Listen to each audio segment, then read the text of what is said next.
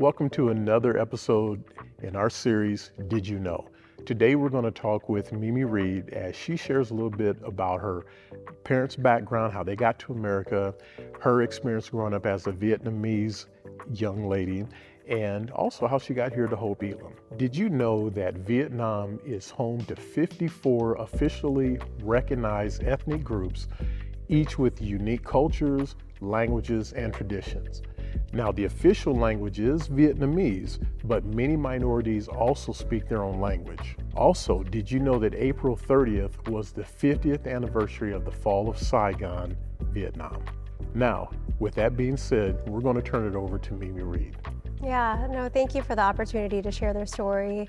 As my parents have gotten older, I've learned more about their story, and I'm really proud to be their daughter. My parents were South Vietnamese. When the Americans sent military to help with the Vietnam War, my parents and my dad specifically had the opportunity to come alongside as a combat interpreter along with the American Green Beret Special Forces. So through that, he was able to build strong relationship and strong connection. After their time in the field ended, he transitioned to working for the American Embassy. And the reason why that matters is because through those relationships and connections, he was able to be informed in advance that the end of the Vietnam War was going to be near. The fall of Saigon was going to happen soon. So he and my mom and my sister, who was an infant at the time, began their process of moving from the city that they were in to Saigon, and then were able to get out of the country right as it fell on April 30th of 1975. And one of the things that my dad told me recently was, they were very fortunate. They were able to flee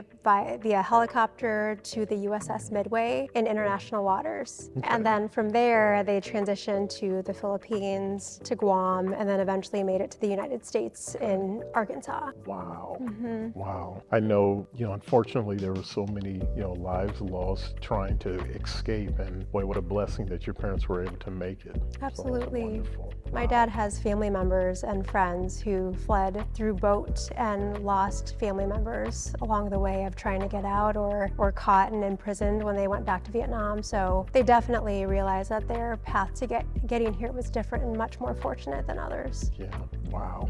Thank you for sharing that. So can you talk a little bit about growing up as a Vietnamese woman here in the country? What are some of the challenges that you face as you were growing up? Yeah, so I was born in Iowa. My parents eventually made their way to Iowa through the good work of Governor Ray. And he welcomed a lot of Southeast Asian immigrants and was just a man of God. And through that, my parents had the opportunity to be greeted and welcomed through a lot of churches into Iowa. They started in Cedar Falls, eventually made it to Waterloo. And, I would say they were surrounded by a loving community, but being a group of Vietnamese in an environment that wasn't very Vietnamese was hard. Yeah. And I realize now some of the identity things that I struggled with, of looking different, having parents that sounded different. In my community, how I desired to be not different. So the identity piece was something that was hard for me when I was younger, not wanting to be different, but wanting to be the same as the rest. Yeah, kind of wanting to fit in. Yeah. Wow, that so resonates. I get that. So tell me this. What's a fact about the Vietnamese culture that you think would surprise people? Can it be fun, or does it have to be serious? No, we'll make it fun. All right. Yeah, it should be fun. There's more food than just pho, man. There's a lot of other Vietnamese foods than just pho that are delicious. So yeah, I mean, obviously culturally, food is a very important part of our culture, but... I know that. Oh, absolutely. But I encourage everyone to try and check out different things beyond pho at a lot of the different restaurants that were formed here in our local community through Vietnamese immigrants. So that's awesome. Yeah. It's wonderful. And it just adds to I like to call it flavor. Yeah. No pun intended. But it just adds to the flavor of our city. Diversity is just beautiful. That's why we love it so much here at Hope+Elim. I call us a quilt. I love it. I that agree. Is awesome. Just last question, since I brought up Hope+Elim, what brought you here? How did you get to Hope+Elim? Yeah, so my family, we started going to Hope+Elim back when it was Hope Des Moines, and we Okay. were called to a lot of the mission of serving the city. And when Des Moines turned into Hope+Elim, we fell in love with the mission of just being a Christ-like community that serves all races and Yeah. represents all cultures. And as a mom of two boys who are half Asian, half white, I think it's really wonderful and important that we understand all types of people, cultures, background, and recognize and love the fact that everyone's a child of God. Oh man, absolutely.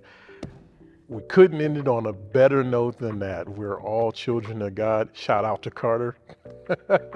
That's my buddy. Having Mimi on is such a treat.